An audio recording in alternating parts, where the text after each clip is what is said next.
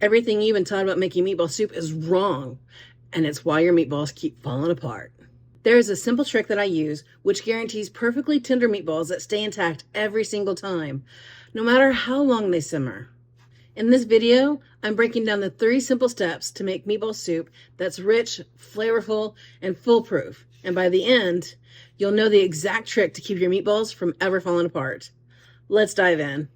So to start the meatball recipe, what you want to do is you want to grab a bowl, and then I use pasture-raised organic eggs because I know and the reason why is because I know the chickens are getting grass-fed and bugs, the healthy diet that God actually gave us. You're going to see the yolk is so much more deeper than other grocery eggs. But believe it or not, the yolk and the last ingredient that I add are going to be the binding agents that keep this meatball from falling apart, plus a little secret trick to make sure that they're good to go. So I added 1 egg, 1/4 teaspoon of black pepper, 1/4 teaspoon of ground nutmeg. Then I'm adding a 1/4 teaspoon of ground allspice, 1/4 teaspoon of ground oregano, 1 teaspoon ground onion powder, 1 teaspoon ground garlic powder, 1 teaspoon salt. Then I get 1 onion. I use red onion because it has more depth of a flavor, but you can use any onion that you have in your pantry. I'm dicing half of the onion because half will go into the meat mixture and the other half is going to be used to lay a bed on the slow cooker to ensure that the meatballs don't stick to the bottom. The other half of the onion I'm only slicing since this is going to be placed in the crock pot as this very thin layer of bed that the meatballs will go on. So I've just sprayed the slow cooker liner. Now I'm going to go ahead and lay down the onions, spread them apart so that makes a very simple bed for the meatballs when I put them in there. I'm going to go ahead and place the liner for the slow cooker back into the bed, and I'm going to bring my meatball mixture back in front of me, and I'm going to mix everything together. Before I add the crumbs or anything else like that, or the meat, I want to combine this mixture so that when I actually blend everything together, they marry equally throughout the meatballs or throughout the ground beef. Once I have everything mixed together, I'm going to go ahead and add my thaw ground beef. I use about a ½ pound since it's the 2 of us, but for a family of 4, you can use just double the recipe, and I'll put that in the link below. What's the 1 ingredient you always add to your meatballs? Let me know in the comments below. I love seeing everyone's secret twists. All right, and the other thing I'm going to add is about a 1/4 cup of non-GMO organic panko breadcrumbs. And I put gloves on because I don't really like my hands to get dirty. When you get a better bind when you actually use your hands to mix everything in together. So what I'm just doing is mixing everything together, making sure that everything is married. All of them are, all the meat is getting married with everything, but the binding agents that are the most important is your 1 egg and your breadcrumbs. If you don't have breadcrumbs, you can use crackers and just blend that, and that will actually do it as well. You could use pork rinds if you're on a carnivore. Once everything has been married, now I'm going to show you how I make the perfect meatball, and I know that the sizes will be the same, and how to ensure that they will never fall apart. The size I want to use will be a 1/4 cup, so that's what I'm doing now is I'm just getting my meatballs and I'm placing them in a 1/4 cup measuring spoon, and then I'm going to roll it. And then you see how I'm actually tossing it from hand to hand. That's the trick. This is how you know if your meatball is going to be able to withstand staying in your broth or cooking staying in your soup without falling apart. It's throwing it between your hands. Just make sure that it does not fall apart. You'll know because it will fall apart if it doesn't hold off. That's how you know your binding agents are doing the trick and you mixed everything well. But make sure you do this with every single meatball that you make because you just want to ensure that there was the equal mixture in all of them. If you want your meatballs smaller, you can use like 2 tablespoons instead, which is 1/8 of a cup, or even smaller, a tablespoon. Once you've made all your meatballs, go ahead and place them into your ramekin. As you see here, I was able to make 9 meatballs out of this, but notice how I made sure that I put the meatballs on top of an onion.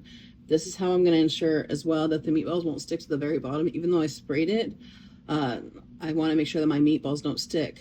So I just put it on top of an onion, but you could use, like, if you don't like onions, you can use carrots, frozen vegetables that you'll be putting on top anyways, but you can lay a small layer of that down on the very bottom first. You can just buy it organic if you want to, but because I don't want to dice all those vegetables, I want it very simple, fast, and easy, I just buy the frozen organic. And the reason why I want to make sure it's organic is because I've learned that if you get frozen vegetables that don't specifically say organic, it means that they've been, you can actually look at the bag and it'll show bioengineered on it, meaning that they got sprayed with a chemical or they were created to withstand chemicals, especially if there's corn in there, and typically there is.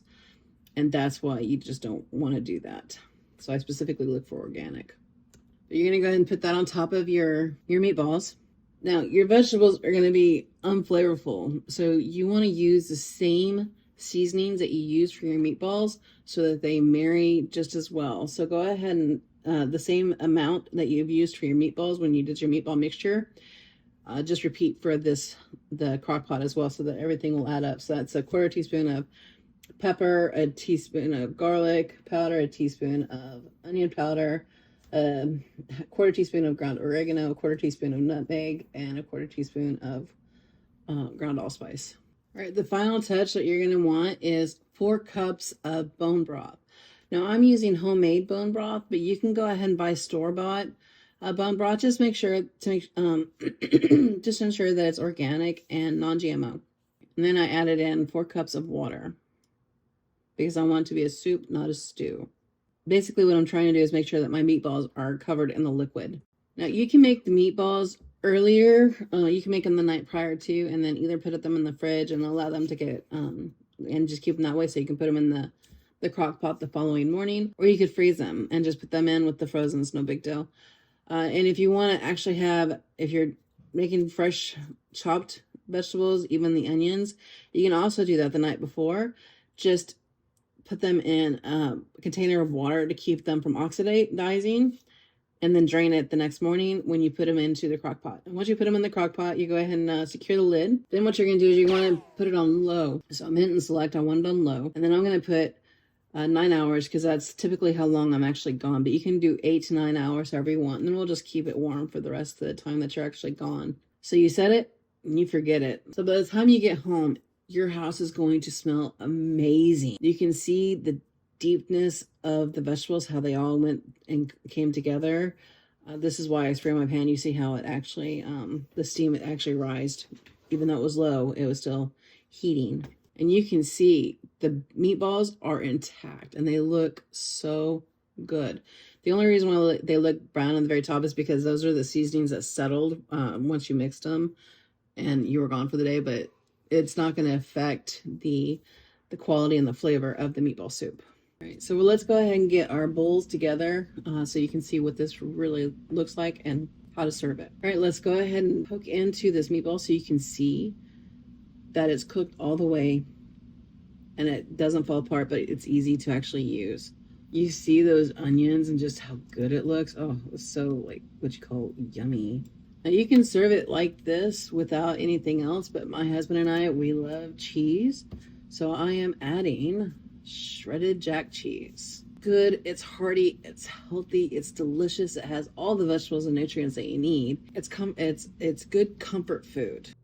If you got value from this recipe, hit that like button. It really helps this channel grow. And if you're craving more meatball goodness, check out my video on how to make homemade mini meatball sub bites. Trust me, they're the ultimate party snack.